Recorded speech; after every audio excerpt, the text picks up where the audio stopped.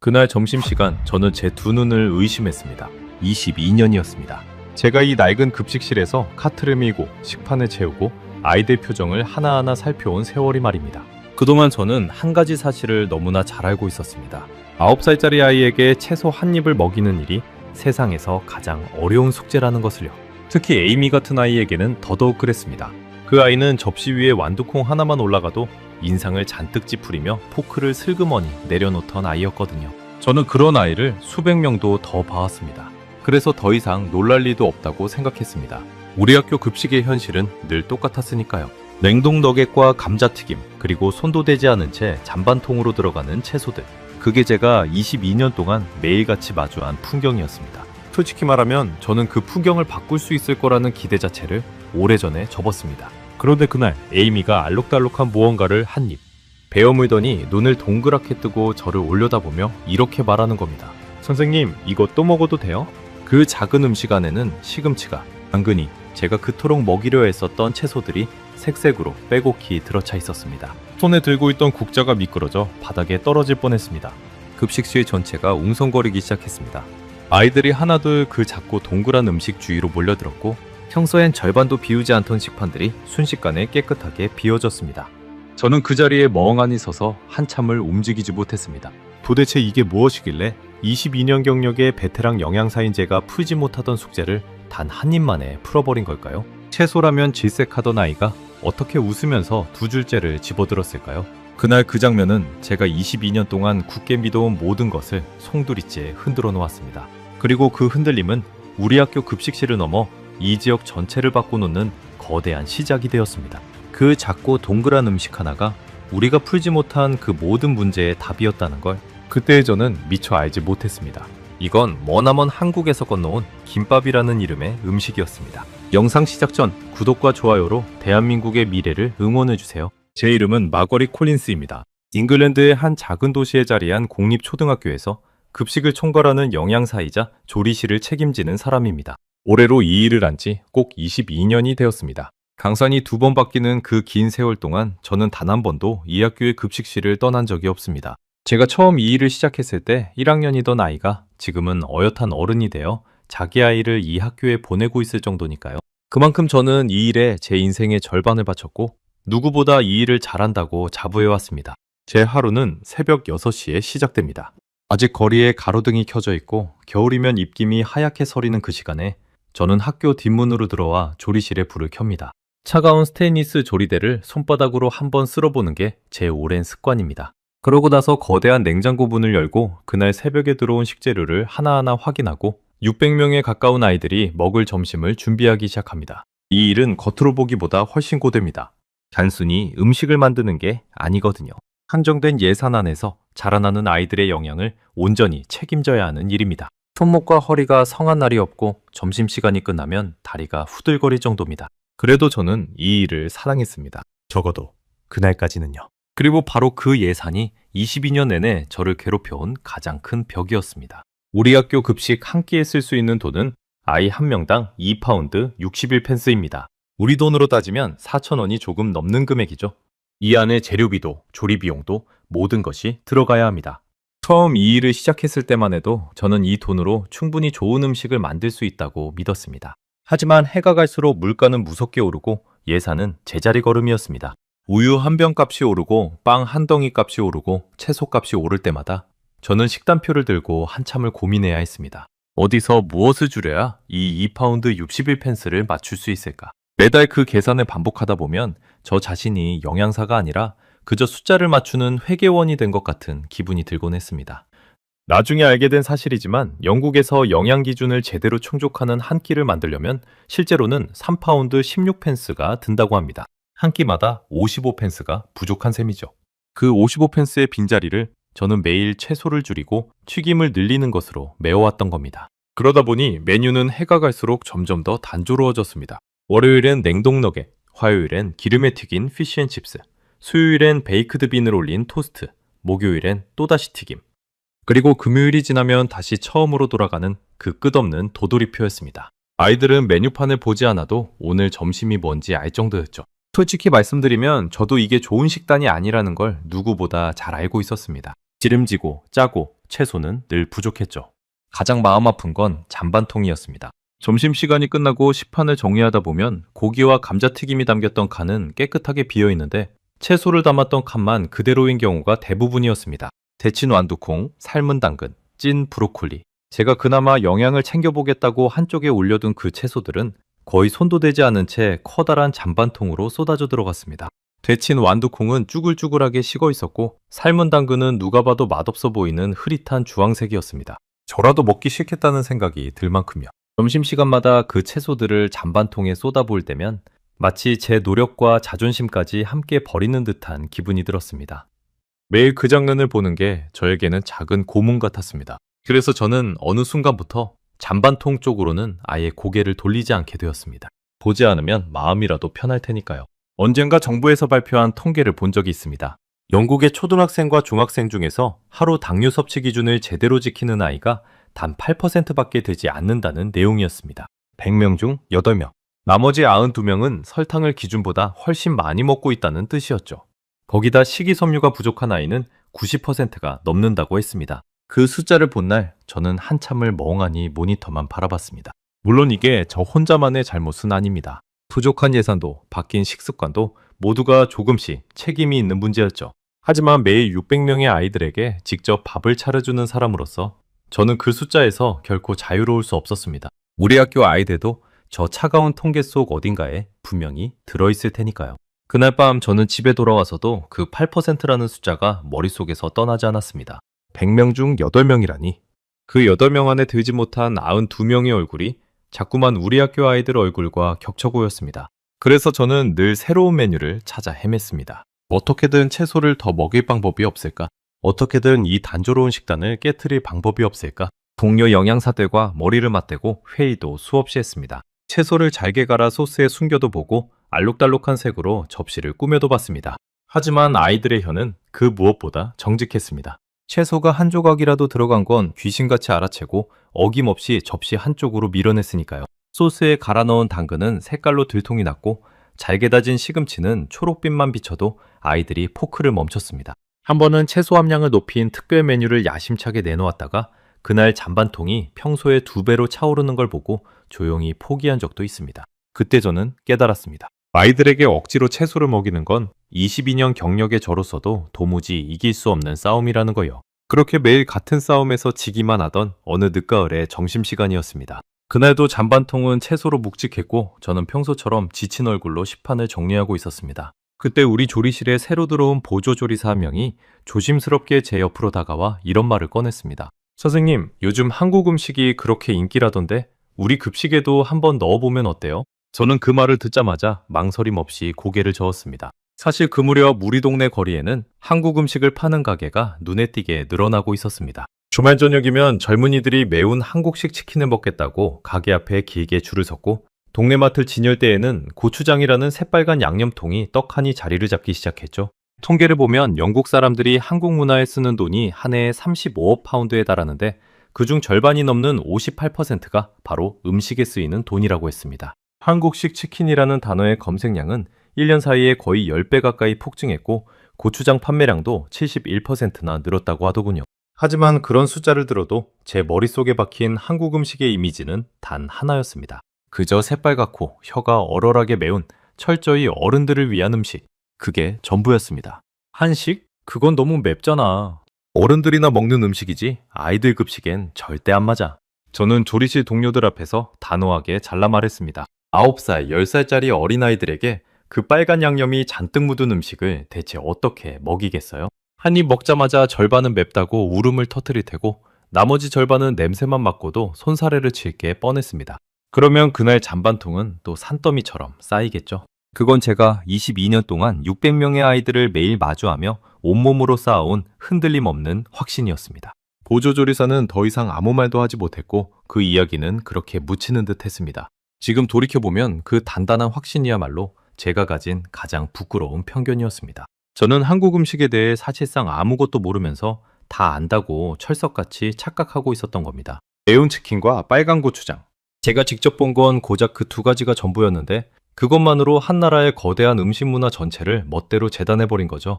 22년이라는 제 경력이 오히려 새로운 것을 받아들이지 못하게 막는 두꺼운 벽이 되어 있었다는 걸 그때의 저는 전혀 알지 못했습니다.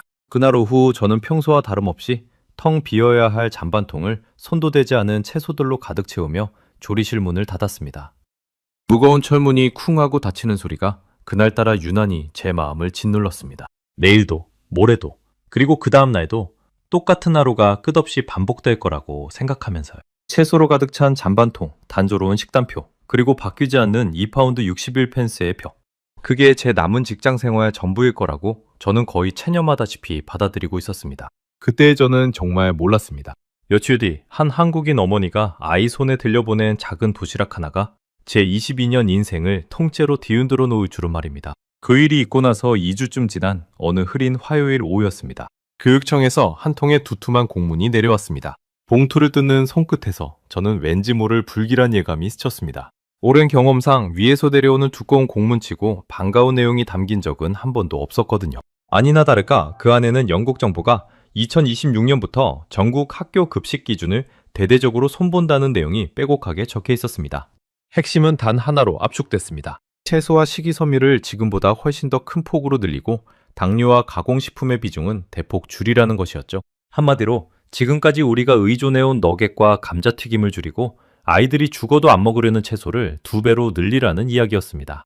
공문을 읽어내려가는 동안 저는 입안이 바싹 말라가는 걸 느꼈습니다. 기준을 강화하라는 말 자체는 100번 옳았습니다. 저도 늘 바라던 방향이었으니까요. 문제는 따로 있었습니다.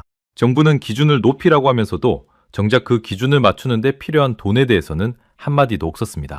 우리에게 주어진 예산은 여전히 한 끼에 2파운드 61펜스 그대로였습니다. 채소를 2배로 늘리라면서 돈은 한 푼도 더 주지 않겠다는 이야기였죠. 저는 공문을 책상에 내려놓고 한참 동안 천장만 올려다봤습니다. 이건 마치 벽돌도 시멘트도 주지 않으면서 더 높고 튼튼한 집을 지으라는 말과 똑같았습니다. 22년 동안 부족한 예산과 끈질기게 씨름해온 저였지만 이번만큼은 정말이지 답이 보이지 않았습니다. 신선한 채소는 냉동 가공식품보다 값이 훨씬 비쌌고 일일이 씻고 다듬는 데 드는 인건비도 만만치 않았습니다. 게다가 그렇게 힘들게 돈과 품을 들여 채소를 늘려놓아도 결국 아이들이 한 입도 안 먹고 잔반통에 그대로 버리면 모든 게 헛수고가 되고 마는 겁니다. 채소를 늘릴수록 버려지는 양도 늘어나는 그야말로 끝없는 도돌이표였죠. 저는 그 공문을 몇 번이나 다시 읽으면서도 도무지 출구를 찾을 수 없었습니다. 그날 저녁 동료 영양사들과 둘러앉아 긴급 회의를 했습니다. 다들 얼굴에 그늘이 짙었습니다. 한 동료는 깊은 한숨을 내쉬며 이렇게 말했습니다. 마거릿, 이건 불가능한 숙제예요. 채소를 늘려봤자 애들이 안 먹을 텐데 그 비싼 채소를 사다가 그대로 버리라는 거잖아요. 저는 아무 대답도 할 수 없었습니다. 그 말이 하나도 틀리지 않았으니까요. 우리가 마주한 건 아무리 머리를 굴려도 답이 나오지 않는 풀 수 없는 방정식이었습니다. 예산은 그대로인데 기준은 2배. 거기에 세상에서 가장 까다롭다는 아이들의 입맛까지 더해진 삼중의 난제였죠. 누군가는 차라리 차소를 갈아서 안 보이게 섞자고 했고 누군가는 그래봤자 들통날 거라며 고개를 저었습니다. 회의는 2시간이 넘도록 이어졌지만 끝내 뾰족한 결론 하나 내지 못한 채 무겁게 마무리됐습니다. 저는 그날 밤 천장을 바라보며 좀처럼 잠을 이루지 못했습니다. 머릿속에는 온통 텅 비어야 할 잔반통과 손도 대지 않은 채소들의 잔상만이 맴돌았습니다. 그렇게 며칠이 흘렀습니다. 그날도 여느 때와 다름없는 점심시간이었습니다. 저는 배식대 뒤에서 식판에 음식을 담아주며 줄지어 들어오는 아이들을 바라보고 있었습니다. 그런데 갑자기 급식실 한쪽 구석이 유난히 소란스러워지는 게 느껴졌습니다. 평소와는 결이 다른 묘하게 들뜬 소란이었습니다. 보통 급식실에서 아이들이 모여 떠드는 건 장난을 치거나 다툴 때인데 이번엔 그런 종류의 소란이 아니었습니다. 아이들이 약속이라도 한 듯 한 테이블 주위로 우르르 몰려들고 있었던 겁니다. 저는 무슨 일인가 싶어 들고 있던 국자를 내려놓고 앞치마에 손을 닦으며 그쪽으로 천천히 다가갔습니다. 가까이 다가갈수록 아이들이 내뱉는 들뜬 목소리가 하나하나 또렷하게 귀에 들어왔습니다. 우와, 이게 뭐야? 색깔 진짜 예쁘다. 한 입만 줘봐, 응? 아이들이 그렇게 몰려든 테이블의 한가운데에는 한 아이가 앉아 있었습니다. 우리 학교에 다니는 한국인 학생 민준이었습니다. 그 아이 앞에는 집에서 싸운 듯한 작은 도시락통이 열려 있었죠. 그리고 그 안에 담긴 음식을 본 순간 저도 모르게 그 자리에 멈춰섰습니다. 그건 제가 22년 인생을 통틀어 그때까지 단 한 번도 본 적 없는 음식이었습니다. 동그랗게 썰린 작은 원판들이 마치 누군가 정성껏 줄을 맞춰 놓은 것처럼 가지런히 늘어서 있었는데 그 하나하나의 단면이 정말이지 한 폭의 작은 그림 같았습니다. 새하얀 밥이 동그란 테두리를 부드럽게 감싸고 있었고 그 한가운데에는 노란 것, 빨간 것, 초록색, 갈색이 마치 만개한 꽃송이처럼 빼곡히 어우러져 있었습니다. 그리고 가장 바깥쪽은 윤기가 자르르 흐르는 까맣고 얇은 무언가로 빈틈없이 단단하게 말려 있었죠. 저는 그 정교한 모양새에 한참 동안 눈을 떼지 못했습니다. 저는 영양사로서 거의 본능적으로 그 단면 속 재료들을 하나하나 눈으로 훑기 시작했습니다. 초록색은 분명 시금치였습니다. 주황색은 당근, 노란색은 달걀 지단인 듯 했습니다. 그 옆에 하얀 것은 무 절임 같았고 갈색의 가느다란 것은 무슨 뿌리 채소를 졸인 것처럼 보였습니다. 제 머릿속에서 빠르게 계산이 돌아가기 시작했습니다. 시금치, 당근, 무, 뿌리 채소, 달걀, 그리고 밥. 단 한 조각 안에 제가 그토록 아이들에게 먹이려고 안간힘을 쓰던 채소들이 거짓말처럼 전부 들어가 있었던 겁니다. 심장이 한 박자 빠르게 뛰는 게 느껴졌습니다. 더 놀라운 건 그걸 바라보는 아이들의 눈빛이었습니다. 평소 채소라면 질색하던 그 아이들이 지금은 그 채소 덩어리를 한 입만 먹어보겠다고 서로 손을 내밀고 있었습니다. 누가 시킨 것도 아닌데 말이죠.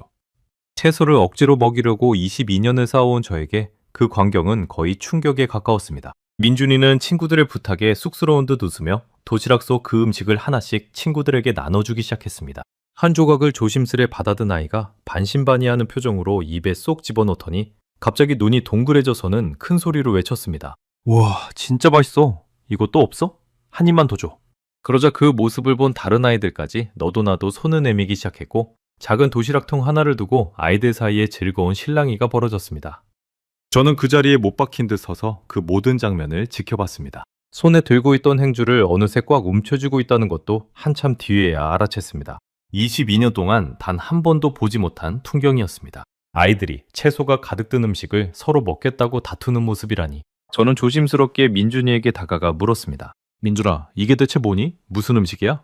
민준이는 별것 아니라는 듯 천진난만하게 웃으며 대답했습니다. 이거요? 김밥이에요, 선생님. 오늘 아침에 우리 엄마가 싸주셨어요. 한국에서는 그냥 흔하게 먹는 거예요. 소풍 갈 때도 싸가고 그냥 점심으로도 먹고요. 그 아이에게는 정말 아무것도 아닌 그저 평범한 도시락이었던 겁니다. 하지만 그 말에 듣는 저에게는 22년 묵은 고민을 한순간에 뒤흔드는 한마디였습니다. 김밥. 저는 그 낯설고도 짧은 이름을 속으로 가만히 몇 번이나 되뇌었습니다. 한국에서는 그냥 흔하게 먹는 거라니. 그 말이 묘하게 제 가슴을 쿵 하고 울렸습니다. 우리가 정부 공문을 받아들고 그토록 머리를 싸매며 풀지 못해 쩔쩔매던 그 어려운 숙제를 한국의 어머니들은 이렇게 평범하고 작은 도시락 한 줄로 그것도 매일 아침 아무렇지 않게 해결하고 있었단 말인가. 저는 그 사실이 좀처럼 믿기지 않았습니다. 여면사 22년 차인 제가 풀지 못한 문제를 한 나라의 평범한 가정식이 이미 오래전부터 풀고 있었다는 게 말입니다. 그날 점심 저는 처음으로 잔반통이 평소보다 가벼운 것을 보았습니다. 민준이 주변에 앉았던 아이들의 식판은 채소 칸까지 깨끗하게 비어 있었으니까요. 물론 김밥을 나눠 먹은 효과였겠지만 저에게는 그 작은 변화조차 기적처럼 느껴졌습니다. 그날 이후로 저는 조리실에서 일을 하면서도 자꾸만 그 까맣고 동그란 음식이 눈앞에 어른거렸습니다. 채소를 다듬을 때도 식단표를 들여다볼 때도 그 단면에 빼곡히 박혀있던 알록달록한 채소들이 떠올랐습니다. 그리고 무엇보다 그 한 조각을 서로 먹겠다고 작은 손을 앞다투어 내밀던 아이들의 반짝이던 눈빛이 잊히질 않았습니다. 22년 경력의 베테랑이라 굳게 자부하던 제 안에서 단단하게 굳어있던 무언가가 조금씩 갈라지며 균열을 일으키기 시작하는 게 또렷하게 느껴졌습니다. 어쩌면 내가 지금껏 알던 게 전부가 아닐지도 모른다는 생각이 처음으로 제 마음 한구석에 자리를 잡기 시작한 겁니다. 그건 단순한 호기심이 아니었습니다. 어쩌면 제가 그토록 찾아 헤매던 답이 바로 저 작은 도시락통 안에 들어있을지도 모른다는 아주 낯설고도 강렬한 예감이었습니다. 저는 그날 밤 22년 만에 처음으로 새로운 메뉴에 대한 기대로 가슴이 두근거리는 걸 느꼈습니다. 민준이를 만난 바로 다음날 저는 결국 큰 용기를 내기로 마음먹었습니다. 22년 동안 단 한 번도 학부모에게 먼저 음식을 배우겠다고 연락한 적이 없던 저였습니다. 하지만 그날만큼은 닫았습니다. 저는 학교 행정실에 부탁해 민준이의 어머니 연락처를 받았습니다. 박지원 씨라는 분이었죠. 몇 해 전 가족과 함께 영국으로 건너와 이곳에서 아이를 키우며 살아가는 한인 학부모였습니다. 저는 수화기를 든 채 한참을 망설였습니다. 괜히 신뢰가 되는 건 아닐까. 너무 갑작스러운 부탁은 아닐까 싶었거든요. 그래도 어제 급식실에서 본 그 장면이 자꾸만 떠올라 저는 결국 떨리는 손으로 번호를 눌렀습니다. 그리고 어제 급식실에서 있었던 일을 차근차근 설명한 뒤 조심스럽게 부탁을 드렸습니다. 김밥이라는 음식을 좀 더 자세히 알고 싶다고요? 폐가 되지 않는다면 그 음식을 어떻게 만드는지 제 두 눈으로 직접 보고 싶다고 말입니다. 박지원 씨는 잠시 놀란 듯 하더니 이내 환하게 웃으며 흔쾌히 승낙했습니다. 별것도 아닌데요? 그냥 집에서 늘 싸는 거라서 그래도 좋으세요? 그럼 토요일 오전에 저희 집으로 오세요. 같이 한번 말아봐요. 그렇게 그 주 토요일 오전 저는 약속한 시간에 맞춰 박지원 씨의 집을 찾아갔습니다. 도시 외곽의 작고 아담한 아파트였습니다. 현관문이 열리는 순간 저는 코끝으로 밀려드는 낯설고도 고소한 냄새에 잠시 멈칫했습니다. 참기름이라는 한국 특유의 기름 냄새였는데 그게 어찌나 따뜻하고 정겨운지 저도 모르게 마음이 누그러지는 기분이었습니다. 부엌으로 안내받아 들어가니 넓은 식탁 위에는 제가 난생 처음 보는 재료들이 색깔별로 가지런히 줄지어 놓여 있었습니다. 저는 영양사로서의 오랜 직업병처럼 그 재료들을 하나하나 눈으로 헤아리기 시작했습니다.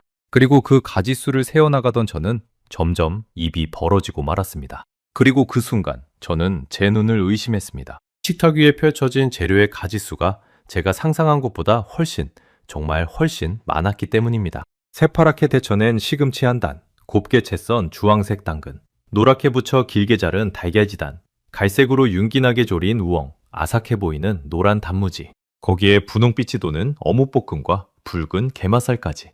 하나, 둘, 셋. 세어보니 무려 7가지가 넘는 재료가 식탁을 가득 채우고 있었습니다. 더 놀라운 건 박지원 씨가 그 모든 재료를 각각 완전히 다른 방식으로 손질하고 있다는 점이었습니다.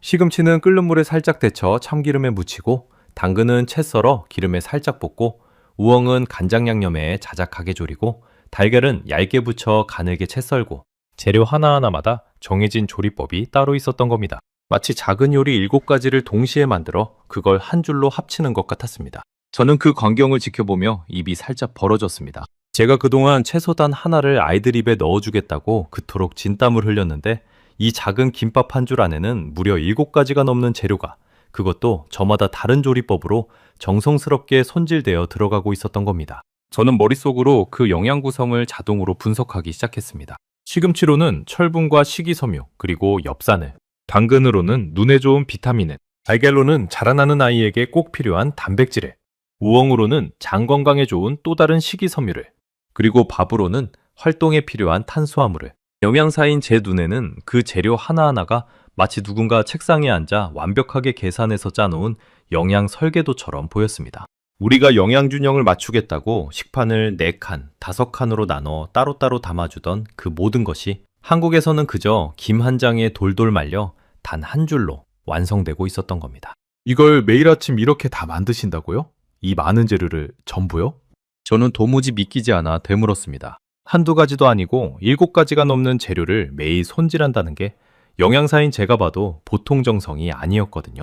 박지원 씨는 별일 아니라는 듯 웃으며 답했습니다. 네, 한국 엄마들은 다 이렇게 싸요. 재료가 많아 보여도 손에 한번 익으면 금방이에요. 한국에서는 김밥이 정말 흔한 음식이거든요.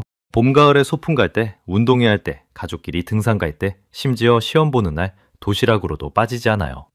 길거리 어디서나 몇천 원이면 한 줄을 사 먹을 수 있고요. 미국으로 치면 땅콩 버터에 잼 바른 샌드위치 같은 거랄까요? 그만큼 한국 사람들에게는 너무나 평범하고 일상적인 음식이에요. 특별할 게 하나도 없는 그냥 늘 먹는 음식이죠. 저는 그 말을 들으며 속으로 깊은 한숨을 삼켰습니다. 우리에게는 풀기 어려운 속재가 그들에게는 그냥 늘 있는 일상이었던 겁니다. 박지원 씨는 재료를 손질하면서 요즘 김밥이 한국을 넘어 전 세계로 퍼지고 있다는 이야기도 들려줬습니다.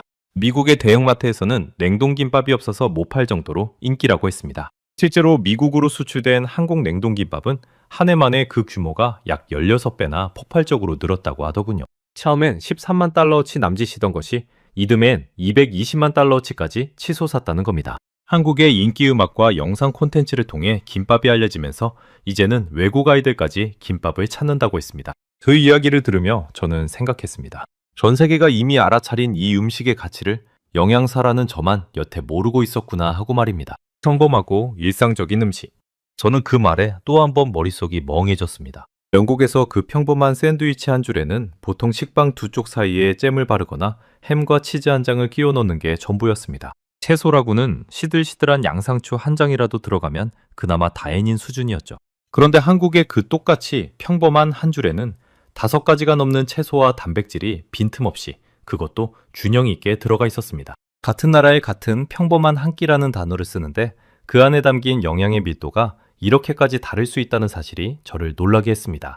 한국 아이들은 그 흔하고 평범한 점심 한 줄을 먹는 것만으로 우리 영국 아이들이 매일 잔반통에 버리는 그 모든 채소를 자연스럽게 섭취하고 있었던 셈입니다. 저는 두 나라의 평범한 일상이 가진 그 거대한 차이 앞에서 영양사로서 묘한 부끄러움마저 느꼈습니다. 이제 제가 직접 말아볼 차례였습니다. 박지원 씨가 대나무로 된 작은 발 위에 까만 김 한 장을 펼치더니 그 위에 따뜻한 밥을 얇고 고르게 펴바르는 법을 보여줬습니다. 손끝에 물을 묻혀가며 밥알이 뭉치지 않게 살살 펴는 게 요령이라고 했습니다. 그러고 나서 그 위에 준비한 7가지 재료를 색깔별로 가지런히 올리고 발을 이용해 끝에서부터 한 번에 단단히 말아 올리는 것이었죠. 박지원 씨의 손놀림은 마치 오랜 세월 손에 익은 장인의 그것처럼 부드럽고 막힘이 없었습니다. 저는 그 모습을 유심히 지켜본 뒤 어설픈 손놀림으로 따라해봤습니다. 하지만 말처럼 쉽지 않았습니다. 따뜻한 밥알이 손가락에 잔뜩 들러붙고 욕심껏 올린 재료들이 옆으로 삐죽삐죽 튀어나오고 너무 세게 누르는 바람에 김이 찢어지기까지 했습니다. 제가 쩔쩔매자 박지원 씨가 옆에서 웃으며 손을 잡아 도와줬습니다. 그렇게 한참을 끙끙댄 끝에 저는 마침내 제 인생 첫 번째 김밥 한 줄을 완성했습니다. 모양은 박지원 씨 것에 비하면 한참 삐뚤빼뚤하고 투박했지만 칼로 조심스레 썰어보니 그 단면에서는 알록달록한 재료들이 제법 그럴듯하게 어우러져 있었습니다. 제 손으로 직접 만든 첫 김밥이라 그런지 괜히 뿌듯한 마음마저 들었습니다. 저는 그 한 조각을 집어들고 잠시 망설이다 천천히 입에 넣었습니다. 그 순간 제 입안에서 벌어진 일은 22년 영양사 경력으로도 도무지 설명하기 어려운 것이었습니다. 처음엔 고소한 참기름의 향이 코끝을 부드럽게 스쳐 지나갔고 이어서 따뜻한 밥의 포근한 부드러움이 혀에 감겼습니다. 그 다음으로 시금치의 향긋함, 당근의 은은한 단맛, 단무지의 경쾌한 아삭함, 달걀 지단의 고소함, 우엉의 쫄깃한 식감이 마치 잘 짜인 음악처럼 하나하나 차례로 느껴졌습니다. 그런데 정말 놀라운 건 이 7가지가 넘는 맛이 제각기 따로 노는 게 아니라 입안에서 하나의 완벽한 조화를 이루고 있었다는 점입니다. 어느 하나 도드라지게 튀지 않았고 어느 하나 빠진 듯 부족하지도 않았습니다. 마치 처음부터 서로를 위해 만들어진 재료들처럼 완전한 균형을 이루고 있었습니다. 그리고 무엇보다 전혀 맵지 않았습니다. 저는 한국 음식이라면 무조건 새빨갛고 혀가 얼얼하게 매울 거라고 굳게 단정해왔습니다. 그래서 아이들 급식엔 절대 안 된다고 손사래를 쳤었죠. 하지만 제 입안에 실제로 들어온 김밥은 매운맛이라고는 단 한 톨도 찾아볼 수 없는 그저 담백하고 든든하며 완벽하게 균형 잡힌 한 끼였습니다. 아이도 노인도 누구나 부담 없이 먹을 수 있는 순한 맛이었습니다. 한국 음식이 다 맵다는 건 그저 제 무지가 만들어낸 거대한 착각이었던 겁니다. 제 22년짜리 단단한 편견이 그 작은 한 입에 와르르 무너져 내리는 순간이었습니다. 저는 한동안 아무 말도 잊지 못했습니다. 손에 들고 있던 그 작은 김밥 조각을 그저 멍하니 내려다보기만 했죠. 입안에는 아직 그 균형 잡힌 맛의 여운이 가득 남아 있었습니다. 박지원 씨가 제 표정을 보고는 빙긋 웃었습니다. 아마 제 얼굴에 그 충격이 고스란히 드러나 있었겠죠. 제가 그토록 어렵게 풀려고 애쓰던 문제, 즉 어떻게 하면 아이들이 채소를 맛있게 먹을 수 있을까? 라는 그 오래된 숙제의 답이 바로 이 손바닥만한 음식 안에 고스란히 들어있었던 겁니다. 채소를 억지로 먹이는 게 아니라 맛있는 음식 안에 자연스럽게 녹여넣는 것. 그게 한국 사람들이 수백 년 동안 일상에서 실천해온 지혜였던 거죠. 집으로 돌아오는 길 내내 저는 머릿속이 복잡하게 뒤엉켰습니다. 한편으로는 22년 동안 그토록 못 풀던 답을 마침내 찾았다는 벅찬 기쁨이 차올랐고, 다른 한편으로는 그 명백한 답을 이제야 겨우 알게 됐다는 직업인으로서의 깊은 부끄러움이 밀려왔습니다. 한국에서는 어머니라면 누구나 아는 그 평범한 지혜를 영양을 평생 공부했다는 저는 까맣게 모르고 있었던 겁니다. 내가 쌓아온 22년이라는 시간이 이 손바닥만한 작은 음식 하나 앞에서 통째로 흔들리는 기분이었습니다. 그러면서도 동시에 가슴 한쪽이 이상하리 많지 뜨겁게 달아올랐습니다. 하지만 부끄러움보다 더 큰 건 이걸 우리 학교 아이들에게도 먹이고 싶다는 강렬한 열망이었습니다. 민준이의 친구들이 보여준 그 반짝이는 눈빛을 우리 급식실의 모든 아이들에게서 보고 싶었습니다.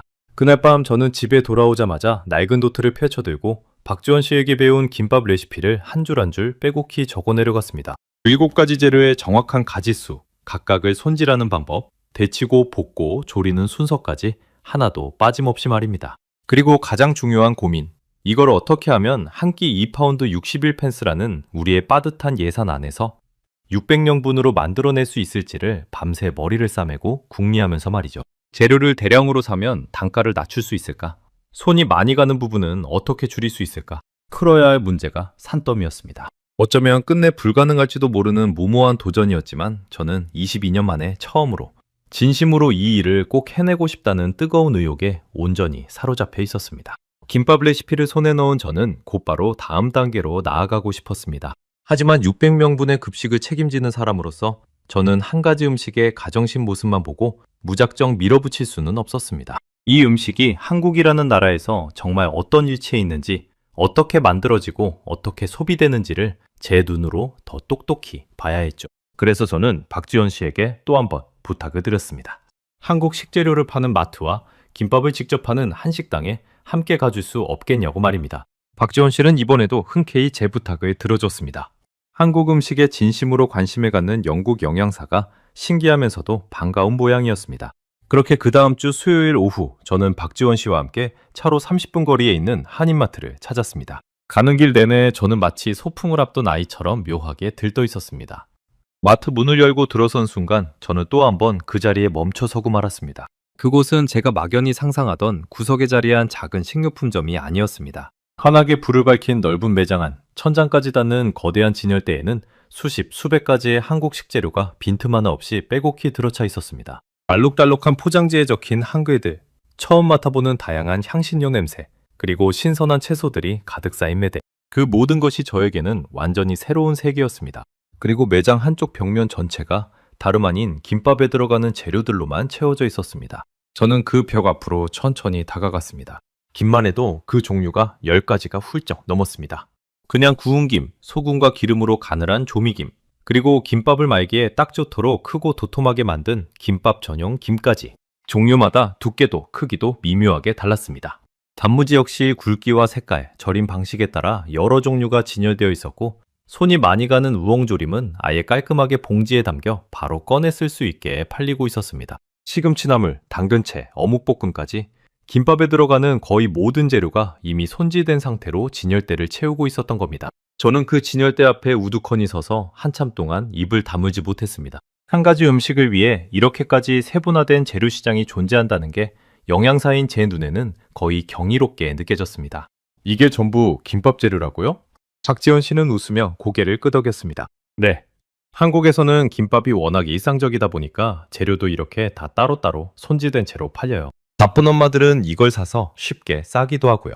그만큼 김밥이 한국 사람들 삶에 깊이 들어와 있다는 거죠. 저는 그 말을 들으며 한 나라의 식문화가 가진 깊이를 새삼 온몸으로 실감했습니다. 영국에서 샌드위치 재료라고 해봐야 식빵과 햄, 치즈 정도로 단출한 것과는 차원이 완전히 달랐습니다. 김밥이라는 음식 하나를 위해 이토록 다양한 재료가 마치 하나의 산업처럼 체계적으로 갖춰져 있다니. 그건 단순히 한 끼 때우는 음식이 아니었습니다. 수백 년에 걸쳐 한 나라의 어머니들이 다듬고 또 다듬어 마침내 하나의 거대한 문화이자 시스템으로 완성한 결과물이었던 겁니다. 저는 그제야 제가 매운 어른 음식이라는 네 글자로 한국 음식을 함부로 재단했던 게 얼마나 얕고 오만한 판단이었는지를 뼈저리게 깨달았습니다. 마트를 둘러본 뒤 우리는 근처의 작은 한식당으로 향했습니다. 식당은 점심시간이 막 지난 어중간한 시간이었는데도 김밥을 사가려는 사람들로 끊임없이 북적였습니다. 영국 사람도 한국 사람도 다양한 손님들이 줄을 서서 김밥을 포장해 갔습니다. 저는 그 광경 자체에 또 한 번 놀랐습니다.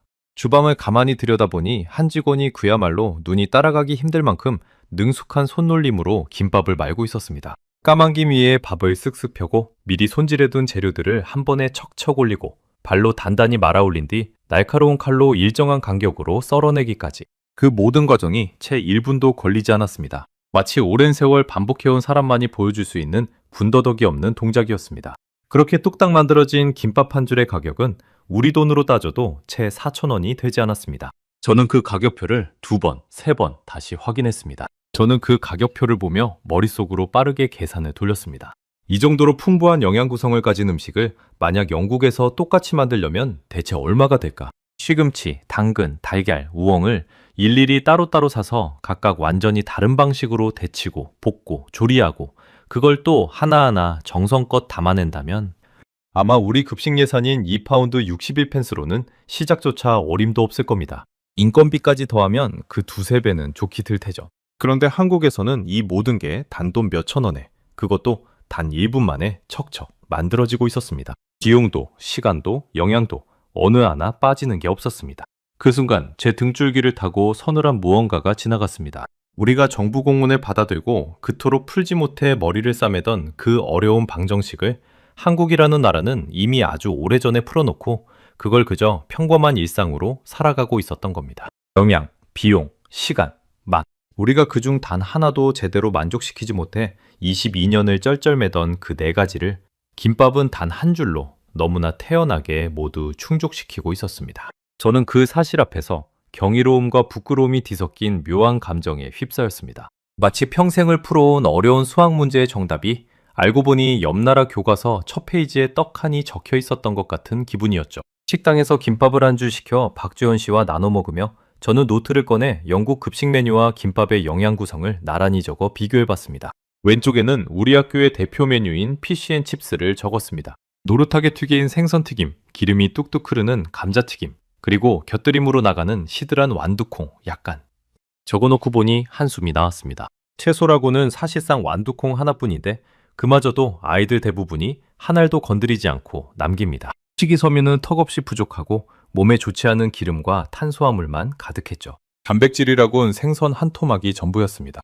그리고 오른쪽에는 김밥을 적었습니다. 김밥 한 줄에는 제가 직접 세어본 것만 해도 채소가 5가지가 훌쩍 넘었습니다. 철분이 풍부한 시금치, 비타민의 보고인 당근, 식이섬유 덩어리 우엉, 아삭한 단무지, 거기에 양질의 단백질인 달걀지단까지 식이섬유, 비타민, 단백질, 그리고 탄수화물인 밥까지 영양소가 거의 완벽한 비율로 그 작은 한 줄 안에 빈틈없이 담겨 있었습니다.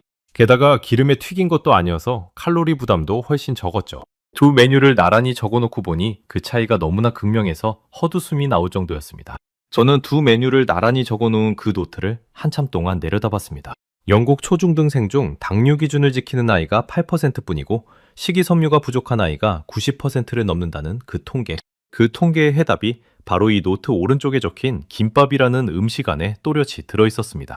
저는 손에 쥔 펜이 미세하게 떨리는 걸 느꼈습니다. 마트와 식당을 돌아본 그 주, 저는 며칠 밤을 새워가며 구체적인 시범급식 계획서를 작성했습니다. 재료를 어디서 어떻게 대량으로 들여올지, 600명분을 어떻게 효율적으로 만들지, 예상 비용은 얼마일지를 빼곡히 정리했죠.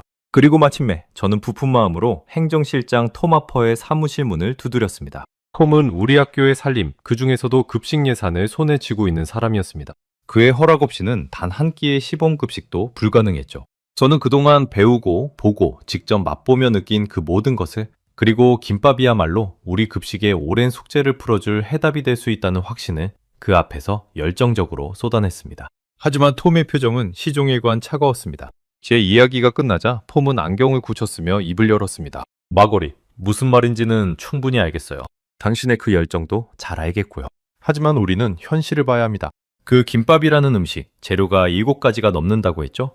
그걸 우리 학교 아이들 600명분으로 만들려면 재료비가 대체 얼마나 들겠어요? 게다가 그 많은 재료를 일일이 씻고, 데치고, 볶아서, 손질하고, 또 그걸 하나하나 손으로 말아야 한다니. 그 인건비는 또 어쩔 겁니까? 우리 조리 인력은 지금도 빠듯해요. 우리 예산은 한 끼에 고작 2파운드 61펜스입니다. 그 안에서 이게 정말로 가능하다고 당신은 진심으로 생각하는 겁니까? 저는 말문이 막혔습니다. 톰의 말이 틀린 게 아니었기 때문입니다. 그건 제가 밤새 노트를 붙잡고 씨름하던 바로 그 문제이기도 했습니다.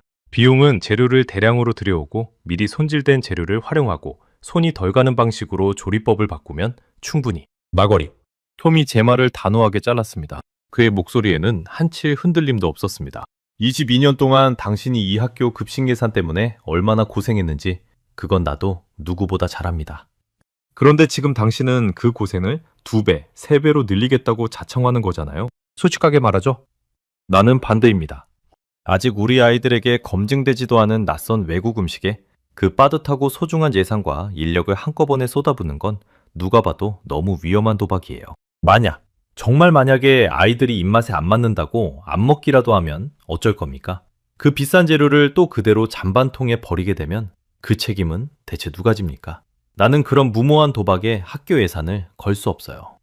회의실 안에 무겁고 차가운 침묵이 내려앉았습니다. 저는 목구멍이 따끔거리고 입술이 바짝 마르는 걸 느꼈습니다. 손바닥에는 축축하게 땀이 배어났고 가슴 한가운데가 돌덩이를 얹은 듯 묵직하게 가라앉았습니다. 톰의 책상 위에 놓인 시계 초침 소리만이 그 정적 속에서 유난히 크게 울렸습니다.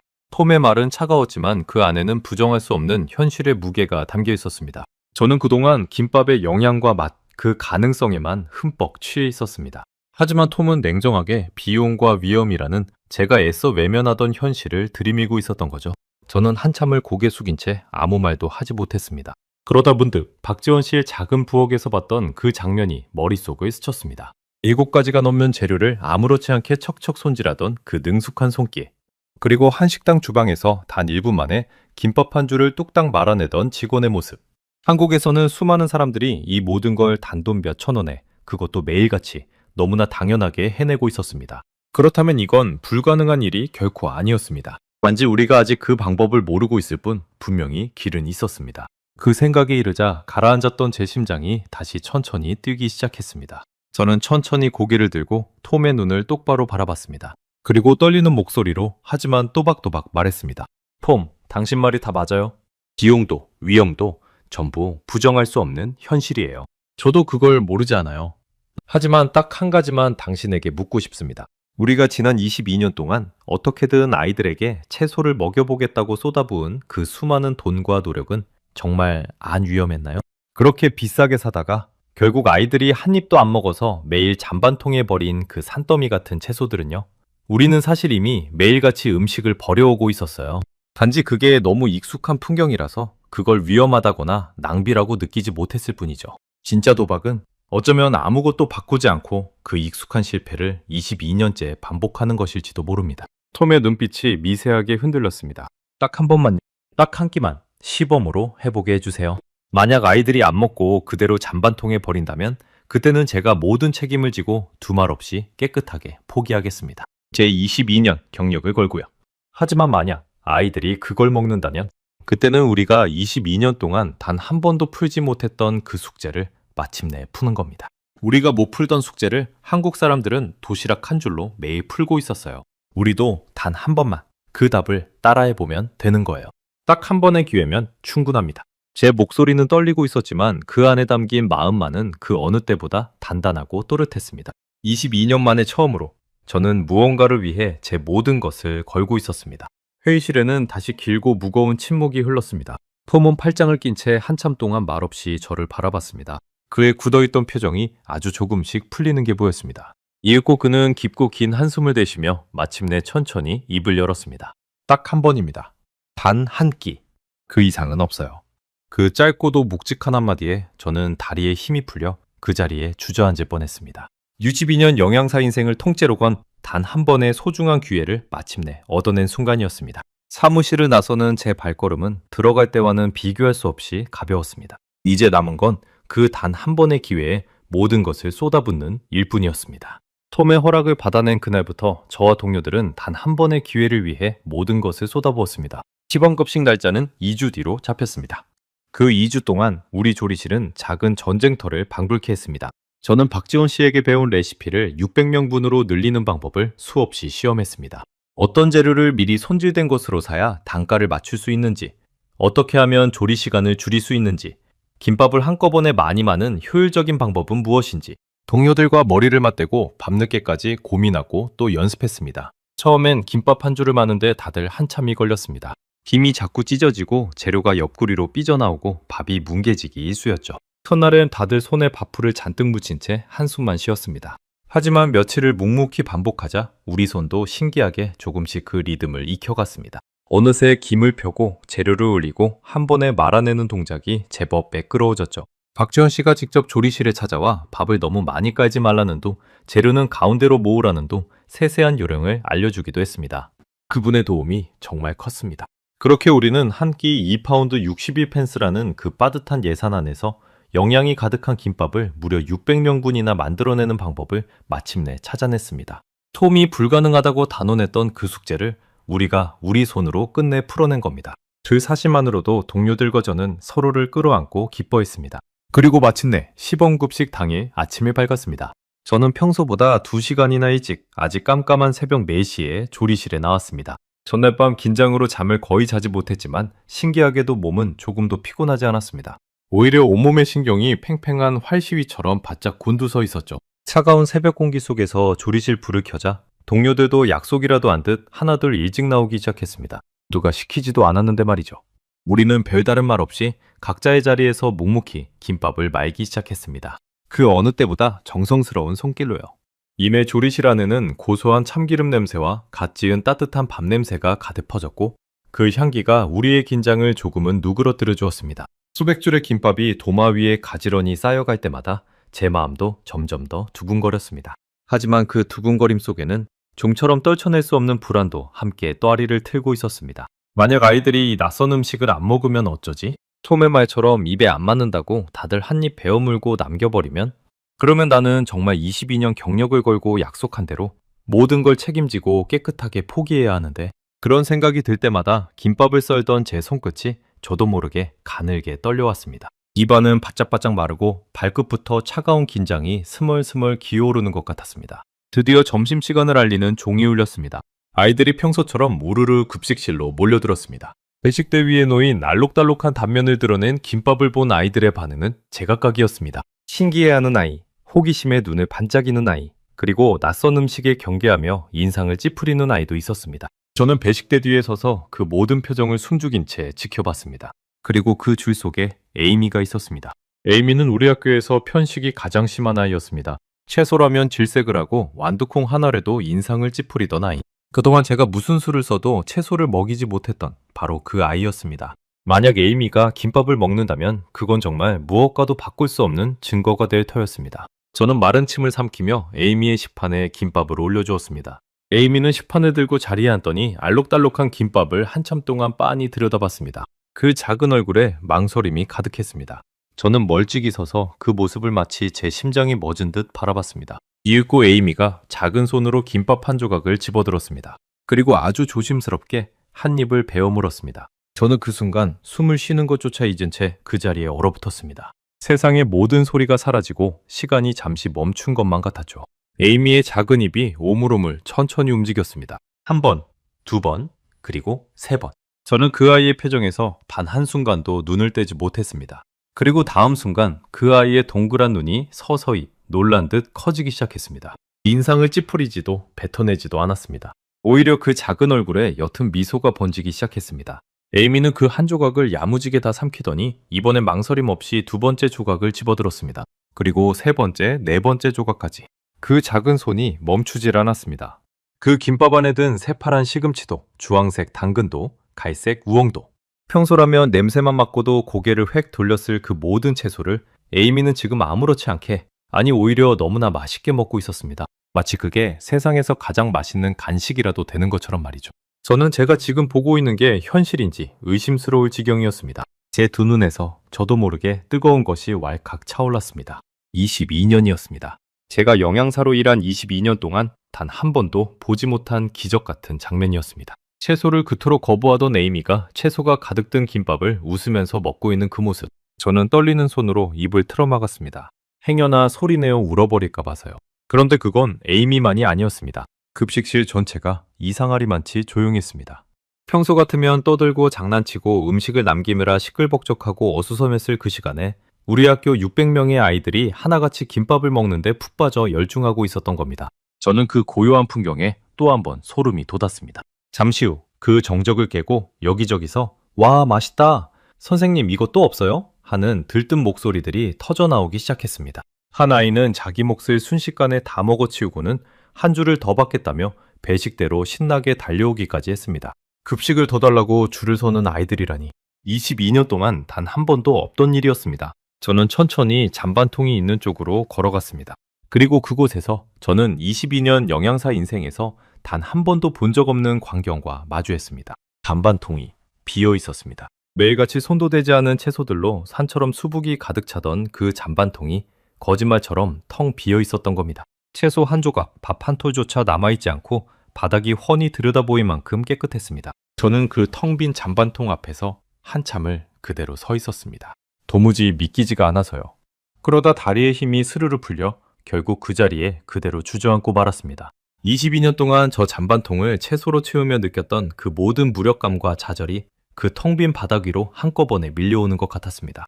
저는 두 손으로 얼굴을 감쌌습니다. 손바닥이 금세 뜨겁고 축축하게 젖어들었습니다. 잔반통이 비었어. 22년 만에 처음이야. 저는 떨리는 목소리로 혼잣말처럼 중얼거렸습니다. 옆에 있던 동료가 다가와 제 어깨를 가만히 감싸 안았습니다. 그 동료의 눈에도 눈물이 그렁그렁 맺혀 있었습니다. 선생님, 채소를 한 번도 안 먹던 에이미가 김밥은 2줄을 먹었어요. 2줄을요? 동료의 그 한마디에 저는 또 한 번 가슴이 먹먹해졌습니다. 그동안 우리가 그 아이에게 채소를 먹이려고 얼마나 애를 썼던가요? 그 모든 노력으로도 안 되던 일이 김밥 2줄로 이루어진 겁니다. 그때 누군가 조리실 입구에 서 있는 게 보였습니다. 톰이었습니다. 비용과 위험에 들어 그토록 완강하게 반대하던 행정실장 톰 하퍼가 언제 왔는지 문가에 팔짱을 낀 채 서서 그 모든 광경을 말없이 지켜보고 있었습니다. 그는 아마 결과가 궁금해서 혹은 실패를 확인하러 왔는지도 모릅니다. 하지만 그의 시선은 텅 비어버린 잔반통에 한 번, 그리고 김밥을 맛있게 먹으며 환하게 웃는 아이들의 얼굴에 또 한 번 천천히 가닿았습니다. 늘 차갑게 굳어있던 그의 표정이 그 순간만큼은 무언가에 깊이 동요한 듯 묘하게 풀어져 있었습니다. 톰이 천천히 제게 다가왔습니다. 그리고 한동안 아무 말 없이 아이들을 바라보다가 낮은 목소리로 입을 열었습니다. 마거릿, 내가 졌네요. 완전히 졌습니다. 저 아이들 표정을 보니 내가 그토록 따지던 비용이고 위험이고 다 부질없는 얘기였어요. 저렇게 행복하게 먹는 아이들 앞에서 무슨 숫자가 의미가 있겠어요? 미안합니다. 내가 그동안 너무 숫자만 들여다봤어요. 정작 가장 중요한 저 아이들 얼굴은 보지 못하고요. 톰은 잠시 말을 멈췄다가 이렇게 덧붙였습니다. 시범급식 한 번으로 끝내지 맙시다. 음식 메뉴로 올려봐요. 예산은 내가 어떻게든 방법을 찾아보겠습니다. 저는 그 말에 그동안 애써 참고 있던 눈물을 끝내 터뜨리고 말았습니다. 그건 슬픔의 눈물이 아니라 22년 묵은 무력감이 마침내 씻겨내려가는 벅찬 기쁨의 눈물이었습니다. 비용만 따지던 톰의 마음을 움직인 건 제 설득도 그 어떤 데이터도 아니었습니다. 그저 채소를 맛있게 먹으며 웃는 아이들의 표정, 그 하나였습니다. 숫자로는 결코 설명할 수 없는 그 장면이 22년 묵은 편견과 현실의 벽을 동시에 무너뜨린 겁니다. 그날 오후 저는 텅 빈 잔반통을 닦으며 가만히 생각에 잠겼습니다. 지난 22년 동안 저는 늘 손도 대지 않을 채소로 잔반통을 가득 채우며 하루를 무겁게 마감했는데 오늘은 난생 처음으로 텅 비어 깨끗한 잔반통을 닦고 있구나. 채우는 것과 비우는 것. 그 작고도 거대한 차이가 제 직업 인생 전체를 송두리째 바꿔놓는 순간이라는 걸 저는 그제야 온전히 가슴으로 실감했습니다. 그리고 그 변화를 가져다 준 게 다름 아닌 머나먼 한국의 평범한 도시락 한 줄이라는 사실이 새삼 가슴을 뜨겁게 만들었습니다. 집으로 돌아오는 게 저는 운전대를 잡은 채 박지원 씨에게 전화를 걸었습니다. 그리고 오늘 급식실에서 있었던 일을 하나하나 전하며 떨리는 목소리로 진심을 담아 말했습니다. 정말 고맙다고. 당신과 당신 나라의 그 평범하기 그지없는 도시락 한 줄이 우리 학교 아이들을 그리고 22년 동안 단단한 편견에 갇혀있던 저라는 사람을 송두리째 바꿔놓았다고 말입니다. 전화기 너머로 박지원 씨가 조용히 웃는 소리가 들렸습니다. 그 따뜻한 웃음소리를 들으며 저는 이 작은 변화가 결코 여기서 멈추지 않을 거라는 예감이 들었습니다. 그날의 시범급식 이후 우리 학교에는 많은 것이 달라졌습니다. 김밥은 폼의 약속대로 우리 학교의 정식 메뉴가 되었습니다. 처음엔 일주일에 한 번이었던 것이 더 자주 먹고 싶다는 아이들의 성화에 못 이겨 일주일에 2번, 3번으로 점점 늘어났죠. 톰은 약속한 대로 예산을 이리저리 조정하고 거래처를 새로 뚫어 끝내 방법을 찾아냈습니다. 한때 그토록 반대하던 그가 이제는 누구보다 앞장서서 김밥 급식을 챙기게 된 겁니다. 우리 조리실 식구들도 이제는 김밥 600줄쯤은 콧노래를 부르며 거뜬히 말아낼 만큼 능숙해졌습니다. 하지만 무엇보다 크게 달라진 건 점심시간이 끝난 뒤에 잔반통이었습니다.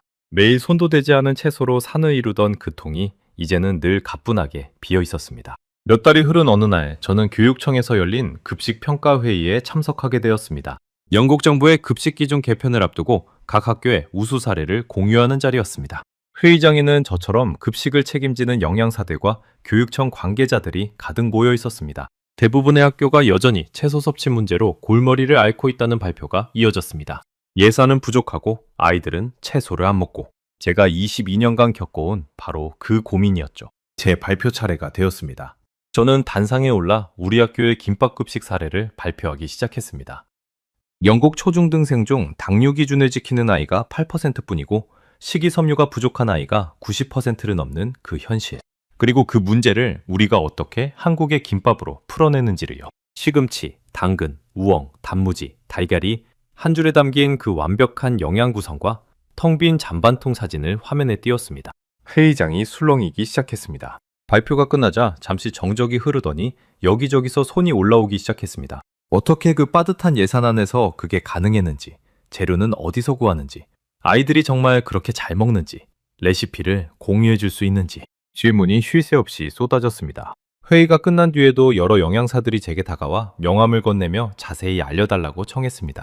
21년 동안 늘 위에서 내려오는 지침을 듣기만 하던 제가 그날은 처음으로 다른 사람들에게 답을 알려주는 사람이 되어 있었습니다. 그 낯설고도 벅찬 기분을 저는 평생 잊지 못할 겁니다. 그날 이후 김밥급식은 우리 학교를 넘어 인근 학교들로 빠르게 퍼져나갔습니다. 이웃 학교의 영양사들이 우리 조리실로 줄지어 견학을 왔고 저는 박지원 씨에게 배웠던 그 모든 것을 하나도 아끼지 않고 그들에게 그대로 전했습니다.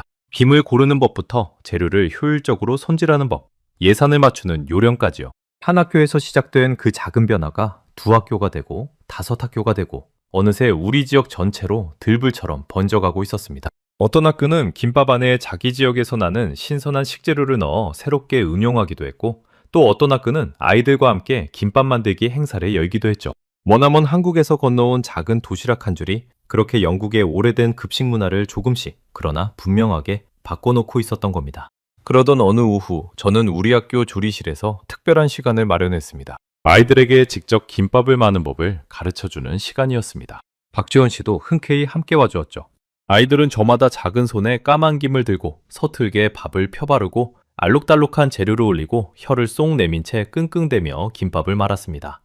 조리실은 금세 아이들의 웃음소리와 제잘거림으로 가득 찼습니다. 제 인생 첫 김밥이 그랬던 것처럼 아이들의 김밥도 하나같이 삐뚤빼뚤 엉성하기 짝이 없었습니다. 김이 찢어져 울상이 된 아이도 있었고 욕심껏 재료를 너무 많이 넣어 옆구리를 터트린 아이도 있었습니다. 하지만 그 누구의 얼굴에도 채소를 마주할 때 짓던 그 찡그린 표정은 없었습니다. 자기 손으로 만든 김밥을 입에 넣으며 아이들은 그저 즐거워했습니다. 그 한가운데 에이미가 있었습니다. 불과 몇 달 전까지만 해도 채소라면 질색을 하던 그 아이가 이제는 제 작은 손으로 시금치와 당근을 김밥 안에 누구보다 정성껏 넣고 있었습니다.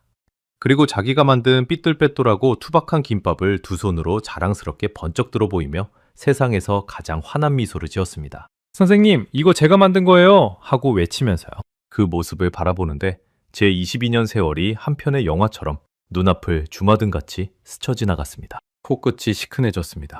저는 그제야 한 가지 진실을 온전히 깨달았습니다. 지난 22년 동안 제가 아이들에게 가장 먹이지 못했던 건 사실 채소가 아니었습니다. 그건 바로 다른 것을 받아들이려 하지 않았던 저 자신의 닫힌 마음이었습니다. 한식은 매운 어른 음식이라는 그 짧은 한마디로 저는 우리 아이들에게 가장 좋은 답을 무려 22년이나 외면해 왔던 겁니다. 더 일찍 마음을 열었더라면 우리 아이들은 더 일찍 건강해졌을지도 모릅니다. 그 생각을 하면 지금도 마음이 아립니다. 정작 가장 부실하고 형편없었던 급식은 아이들 식판위가 아니라 바로 제 머릿속에 단단히 자리 잡고 있던 편견이었던 거죠. 한국 음식의 진짜 핵심은 제가 처음에 그토록 단정지었던 매움이 결코 아니었습니다. 그것은 바로 한 그릇 안의 균형이었습니다. 밥과 채소와 단백질을 따로따로 억지로 강요하지 않고 하나의 음식 안에 자연스럽게 어우러지게 만드는 지혜. 먹는 사람이 그저 맛있고 즐겁게 한 끼를 먹을 뿐인데 자기도 모르는 사이에 골고루 건강해지도록 만드는 그 깊고도 따뜻한 배려. 그게 바로 한국이라는 나라가 수백 년의 세월에 걸쳐 묵묵히 다듬어온 음식에 담긴 마음이자 철학이었던 겁니다. 김밥 한 줄에는 단순한 재료가 아니라 그 마음이 통째로 말려 들어가 있었던 거죠. 이제 우리 학교 아이들은 점심시간을 가장 기다립니다. 채소를 남기지 않고 오히려 더 달라고 줄을 섭니다. 에이미는 더 이상 편식왕이 아닙니다. 그리고 저는 22년 만에 처음으로 텅 빈 잔반통을 보며 하루를 마치는 영양사가 되었습니다. 음식 하나가 아이들의 표정을 바꿨습니다. 그리고 그 작은 변화는 거기서 멈추지 않았습니다. 한 영양사의 22년 묵은 단단한 편견을 무너뜨렸고 한 학교의 잔반통을 비웠고 한 지역의 급식 문화를 통째로 바꿔놓았습니다. 그리고 어쩌면 이 나라 아이들의 미래까지 조금은 더 건강하게 만들어가고 있는지도 모릅니다. 그 모든 거대한 변화의 가장 처음에 머나먼 한국에서 건너온 작고 동그란 도시락 한 줄이 있었습니다. 누구도 특별하다 여기지 않았던 그저 평범한 김밥 한 줄이 말입니다. 가끔 저는 생각합니다. 한국 사람들은 알고 있을까요? 자신들에게는 너무나 평범한 그 도시락 한 줄이 지구 반대편 영국의 어느 급식실에서 아이들의 식습관을 바꾸고 한 사람의 인생을 흔들어 놓았다는 것을 말입니다. 어쩌면 진짜 위대함이란 그렇게 평범함 속에 조용히 깃들어 있는 것인지도 모르겠습니다. 저는 다음 시간에도 전 세계를 놀라게 할 대한민국의 이야기로 다시 찾아뵙겠습니다. 감사합니다.